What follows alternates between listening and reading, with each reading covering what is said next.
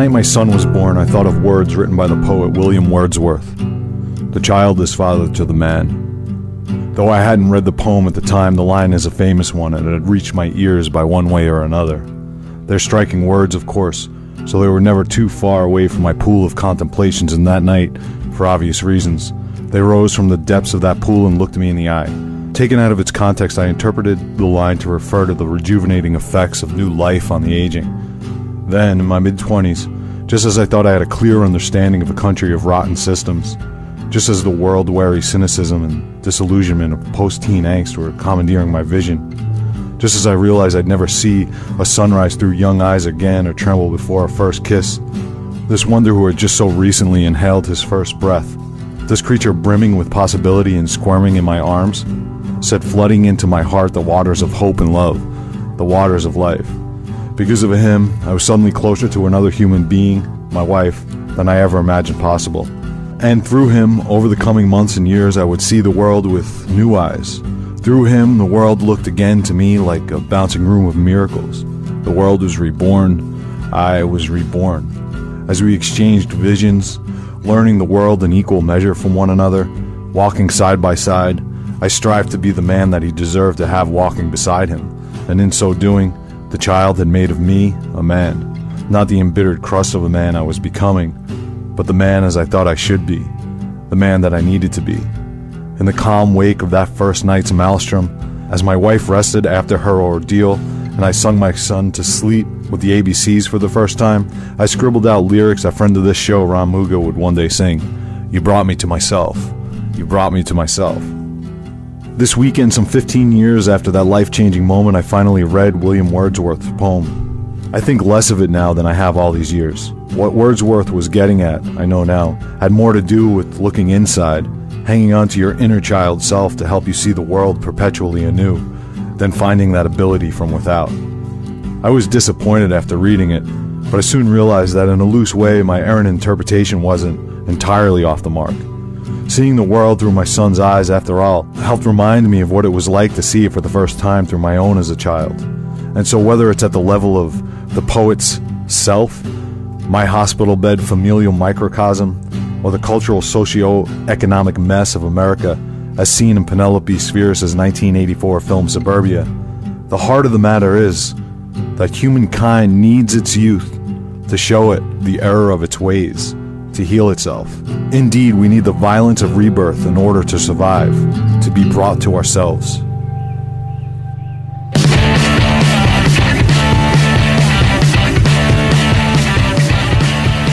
And violence is a good place to start in Suburbia. Set in early 1980s Southern California, the film is a slice-of-life look at a group of teenage misfits who have banded together in an abandoned suburban home. The kids form a commune of sorts, using the aesthetics of punk as their tribal markings. Donned in leather jackets, combat boots, ripped jeans, and mohawks, the outcasts sleep on floors in the blue light of inane television shows and horrific newscasts, perform acts of civil disobedience in public, rip off garage freezers for their daily bread, attend raucous punk concerts at the local club where they fight rival tribes, and constantly fend off the misdirected attacks of the so-called pillars of the community. They called their tribe TR, which stands for the rejected, and, as the rejects of society, their presence throws into sharp relief the hypocrisy, small-mindedness, and downright ugliness of that society, of the American dream turned sour in Suburbia. The film shares and possibly has inspired the narrative construction of Spike Lee's Do the Right Thing, that is, a hot box of community conflict that escalates in intensity to inevitable combustion. In the end, no one wins. There's no clear right or wrong, but the point is driven home, and Spheeris' film here, quite literally. This is a Roger Corman production, and as such it bears the hallmarks. It's poorly produced, scripted, directed, and acted. Acted, by the way, by a cast of unknowns, with the wonderful exception of Flea, pre-Red Hot Chili Peppers, who at one point shoves a rat into his mouth. But shortcomings notwithstanding, the picture is also incredibly infectious and endearing. There's no doubt that Spheeris has a deep love for these kids and their angst. In fact, the film could be faulted for being a bit overly sympathetic to the kids. They seemingly do little wrong, but are always attacked for no good reason.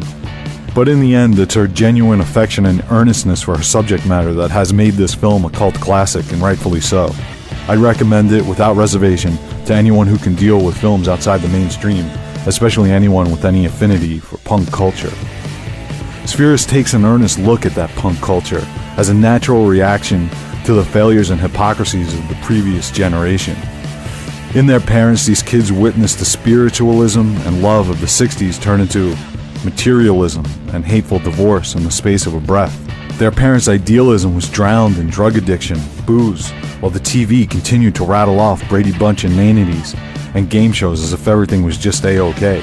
Hippies, once self-empowered and anti-authority, transformed overnight like werewolves into yuppies and conformists. The lies of Nixon produced the conservatism of Reagan, signaling to these kids that the only progression of the country seemed to be from bad to worse. What hope did these kids have at happy and meaningful lives if their parents had so miserably failed? If their parents had once despised what they had now become? It's only natural living under such a dark cloud to curl your lip into a sneer, stick up both middle fingers, and do the only thing your parents failed at, but at which you could succeed: drop out. Spheris has a deep understanding of all this, and likely from first-hand experience of being one such rebel. Rebellion, of course, takes many forms.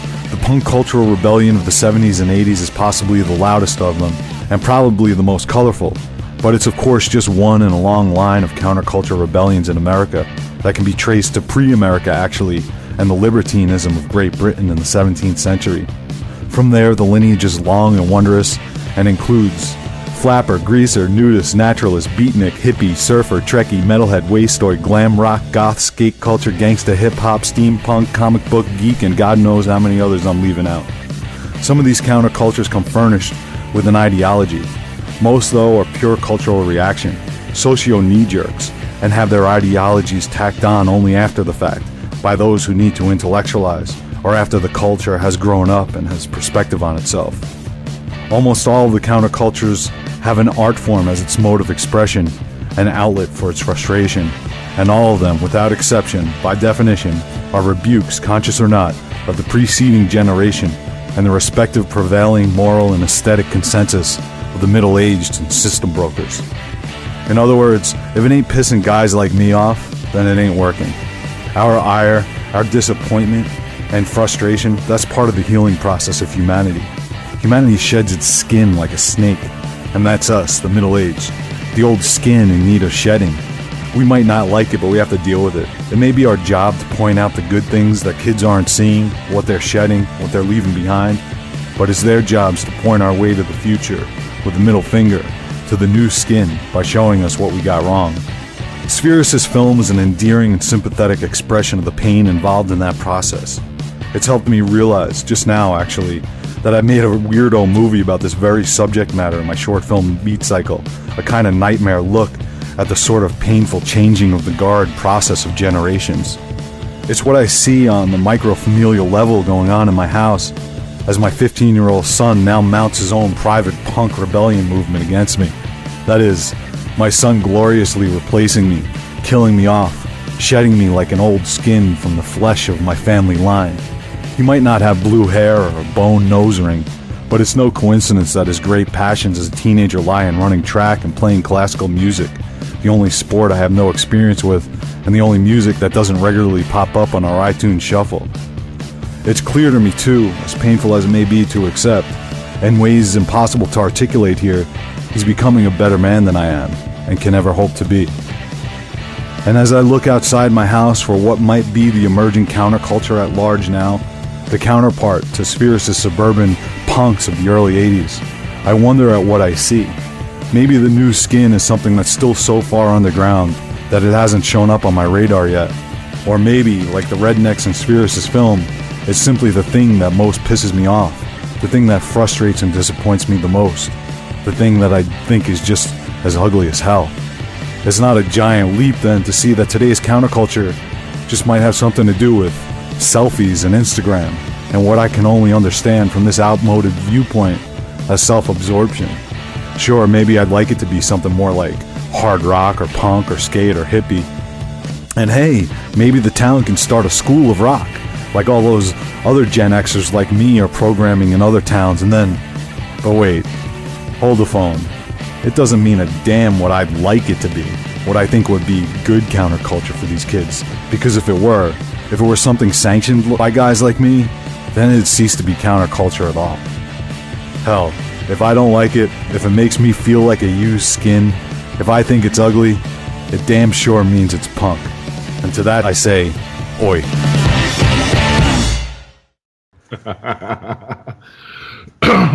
Good job, Joe. Nice. Joe, by the way, took up 15 minutes of our half-hour segment for this. My mic was on mute, but I was cheering all the way through that. I was like screaming, yeah, especially that list of all your counterculture list was awesome. Got a little carried away this morning. Badass.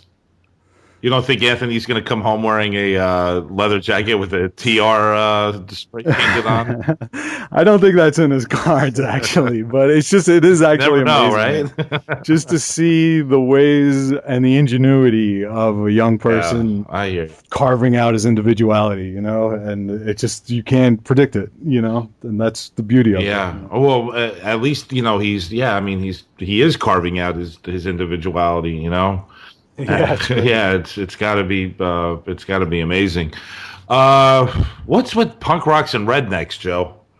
I don't know. They seem to be like Hatfields and McCoys. Yeah. They're at each other's throats all the time. Hey, Billy, didn't we take a pop shot at rednecks on our very first episode of the show? Very first ever. There was a fair cross section of America you insulted all in one fell swoop. Is that true? Michael Madsen and rednecks to start with. I think. Yeah, like all within the first hour, I had much. found a way to insult. I jinx. Yeah, fair enough, man. I like this movie, Joe. I really do. It's sloppy. It's punk, really. I mean, if you think about it, it's got an attitude behind it. If anything, out of the three movies, we did CBGB last week, and we're doing SLC Punk in a little while. If anything, this at least gets some emotion out of you. This one. Yeah, it feels pretty authentic. Yeah, it feels good word. Yes, there's an authenticity to it. Yeah, it feels like she definitely has got that spirit, that punk spirit. Well, yeah, I mean, she does. I mean, she's a really interesting lady. She did the right before this. She did what, the Decline of the Western Civilization, which is. I remember watching that as a kid that was more about metal, right? Well, no, that's the second one she did. Yeah. Okay. There's a few of them. There's a few of the Decline series, and that's right. The second one was the one me and my friends. The second one's really funny. It's really funny because she not only talks to like members of Kiss and other big heavy metal outfits. She concentrates on a couple of like dudes that are just like fucking just living in fantasy world, like these really bad glam rock bands that are just going nowhere, and they live at home. And it's just like, dude, get a fucking grip, man. And she showcases these people well, and she really we talked about Larry Clark a few weeks ago. She likes working with the youth, and I mean, she does it a lot differently than Clark does. But she seems to gather a lot of trust from these kids, and they wind up putting together a punk movie that's has a great cult status. Big thanks to Roger Corman, Joe, right, for helping her out. Yeah, he seems to be right there. He's always got some influential film or filmmaker cooking in his little pot there. It's like, does the bad filmmaking, Joe, does that like do you like when you're watching this in the first 10 minutes, it's just like, I mean, it's a horrible scene, but it's just like, it's just so ridiculous looking too. Yeah, it's difficult. It was difficult. The first few minutes to me were like, oh boy, here we go. And then, my love for children. I love little kids. They're very important to me, mostly because I've had such a terrible upbringing. So whenever I'm out in public or at my job, that first scene. I tend to always try to be positive and influence like children in the best way that I can. So I have a heart, and I'm watching this, and I have a terrible fear of dogs because I was attacked by a dog when I was just 2 years old. I mean, it's really one of my first memories is being attacked viciously by a fucking dog.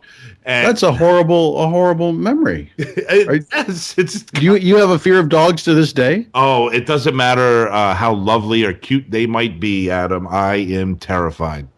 Oh, you're terrified of my dog when you walk in here? I'm not excited about it, Joe. No. Wow, dude. Now, what have you?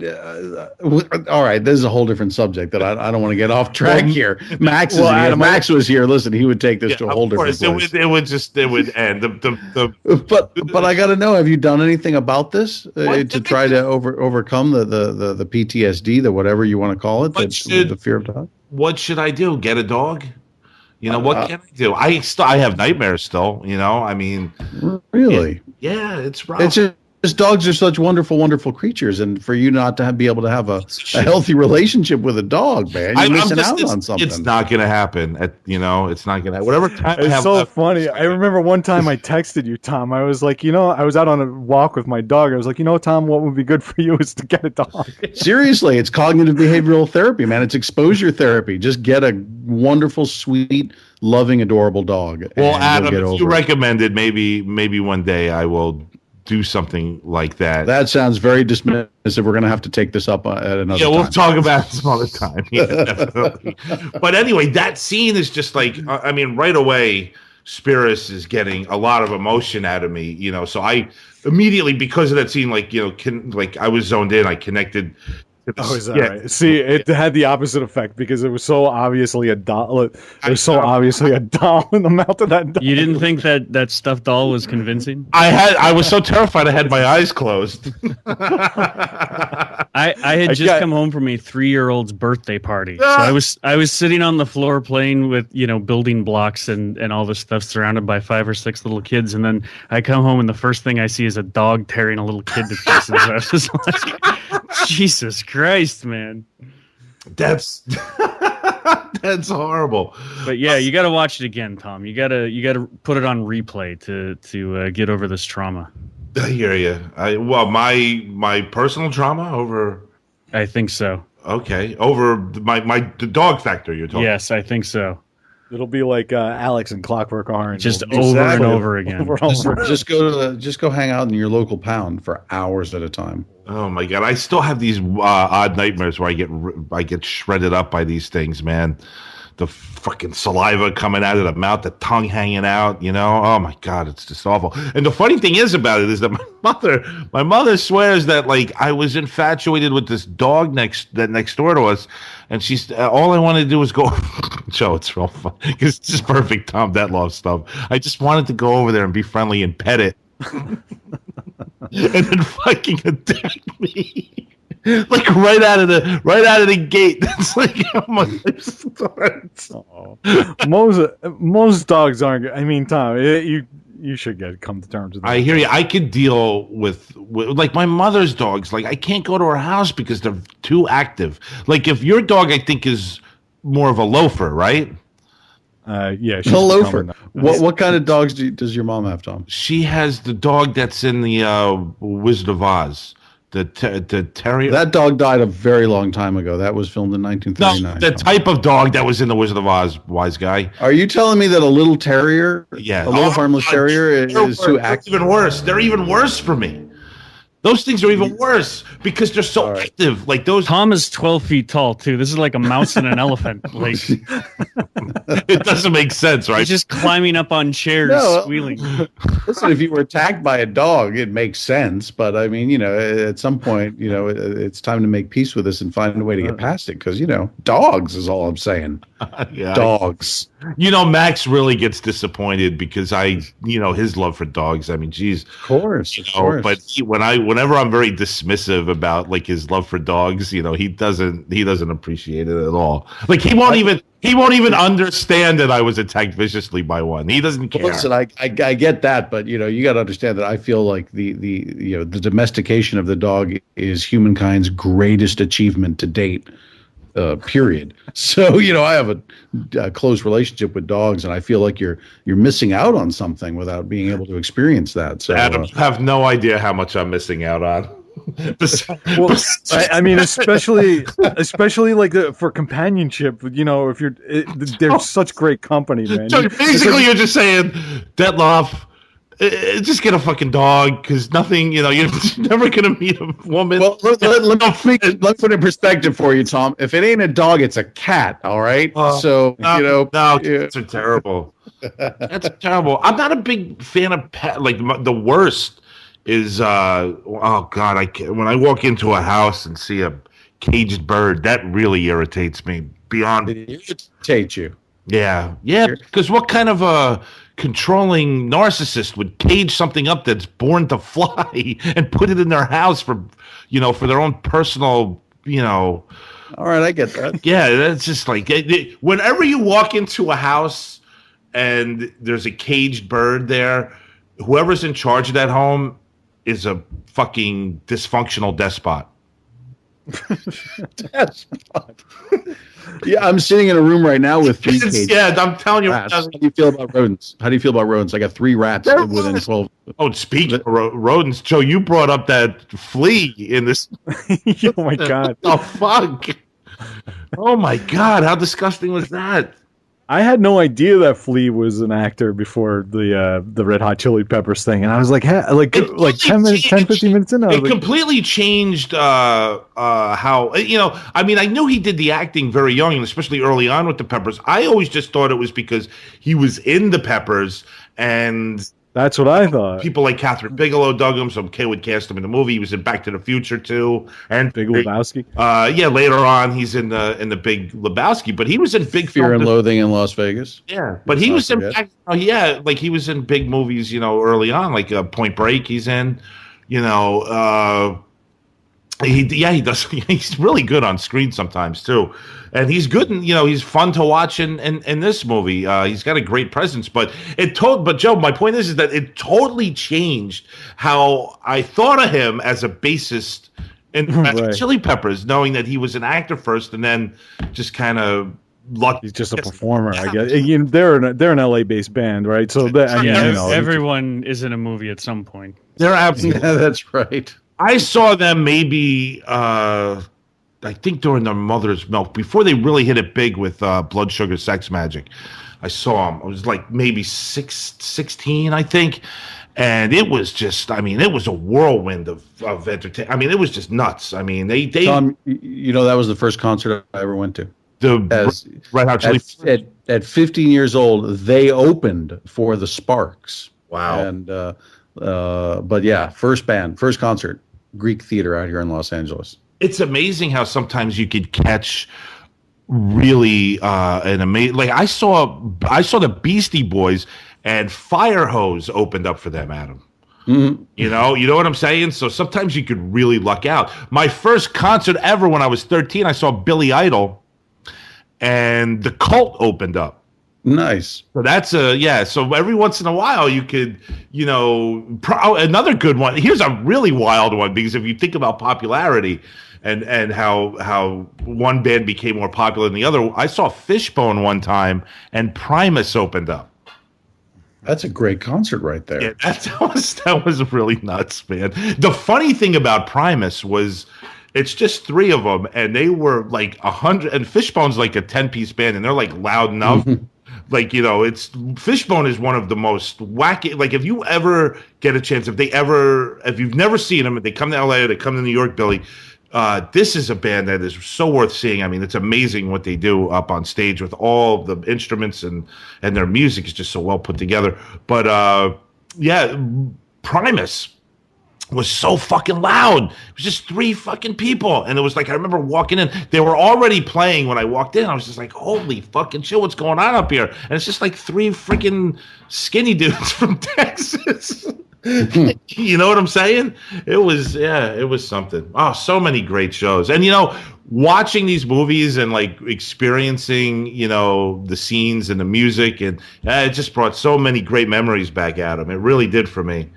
Nice. So many, yeah. Oh, I think the concert scenes in Suburbia are awesome. Great. Yeah, it was like it shows you the difference between a person, like going back to CBGB. Like those concert scenes are so phony and canned and everything, and then you watch Suburbia and you're like, yeah, that's I've been to those shows. I know what that's like. Like you can just feel the energy is completely different. You know? Especially those like local those local gatherings. I've been to a Yeah. few of them, like I said, in New Brunswick and a few other places where, you're not really seeing anybody that's really hit it big, or probably will never, ever, ever, ever in a million years hit it big. And it's just, like 30 to 50 people just hanging out and enjoying music. That place we were just at recently in New Orleans, Billy, remember?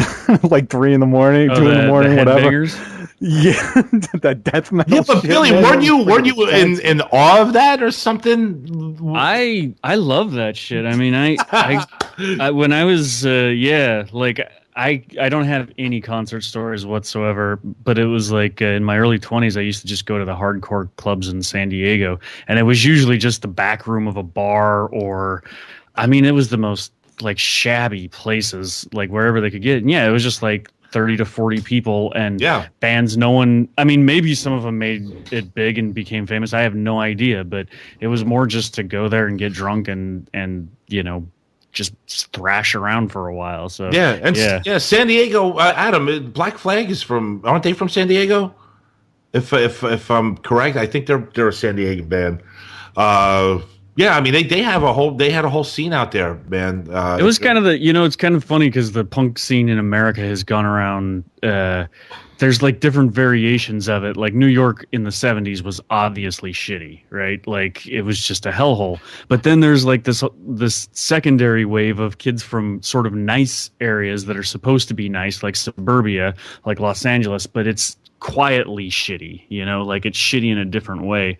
And that was kind of the San Diego scene for sure. Yeah, man. Ugh. But the Suburbia, man, the thing that I liked about this too was that, Joe, you kind of mentioned that they treat the punks a little too nicely in this movie, but compared to the other ones, I think it does a better job of not of just sort of being a little bit more honest about them. Like when they, when that one guy like tears that girl's clothes off, and then they're thrashing people's cars for no apparent reason, and there's an undercurrent of racism there. Like, a lot of the, I mean, she at least has, she's at least virtuous enough in her filmmaking to show that they're not super articulate geniuses rebelling against some massive, modern conspiracy of consumerism and all this shit. They're just confused, inarticulate kids thrashing out, And that's a great point, because I was thinking about that. It's truer, they're not, they're racist, they're stupid, they're angry, they're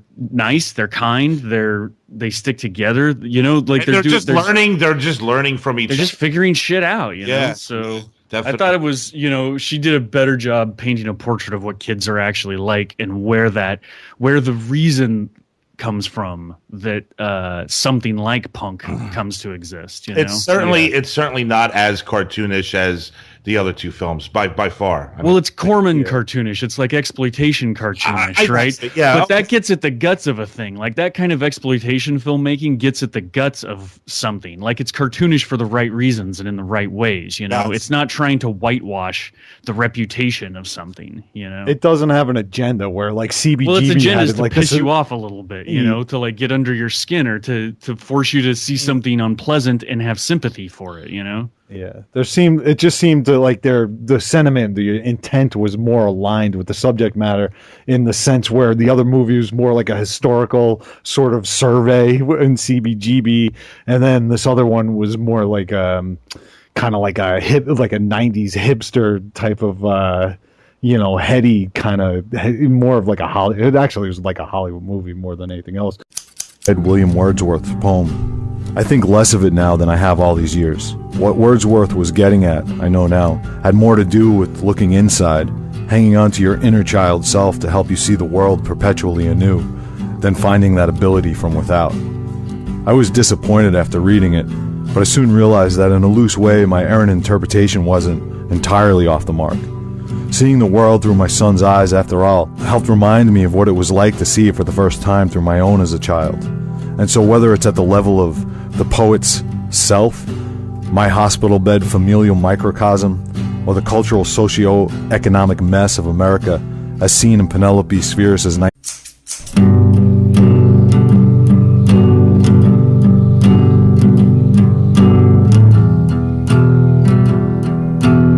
The night my son was born, I thought of words written by the poet William Wordsworth.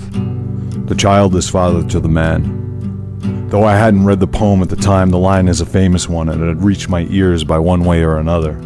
They're striking words, of course, so they were never too far away from my pool of contemplations, and that night, for obvious reasons, they rose from the depths of that pool and looked me in the eye. Taken out of its context, I interpreted the line to refer to the rejuvenating effects of new life on the aging. Then, in my mid-20s, just as I thought I had a clear understanding, I was reborn. As we exchanged visions, learning the world in equal measure from one another, walking side by side, I strived to be the man that he deserved to have walking beside him, and in so doing, the child had made of me a man, not the embittered crust of a man I was becoming, but the man as I thought I should be, the man that I needed to be. In the calm wake of that first night's maelstrom, as my wife rested after her ordeal, and I sung my son to sleep with the ABCs for the first time, I scribbled out lyrics a friend of this show, Ron Muga, would one day sing. You brought me to myself. You brought me to myself. This weekend, some 15 years after that life-changing moment, I finally read 1984 film Suburbia. The heart of the matter is that humankind needs its youth to show it the error of its ways, to heal itself. Indeed, we need the violence of rebirth in order to survive, to be brought to ourselves.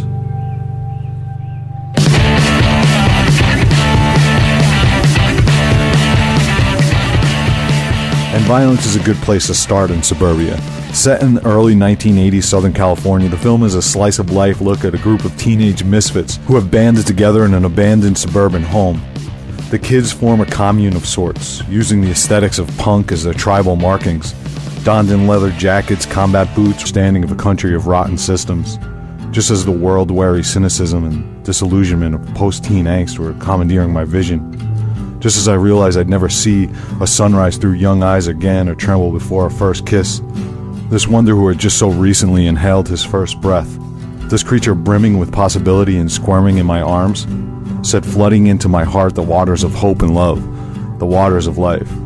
Because of him, I was suddenly closer to another human being, my wife, than I ever imagined possible. And through him, over the coming months and years, I would see the world with new eyes. Through him, the world looked again to me like a bouncing room of miracles. The world was reborn,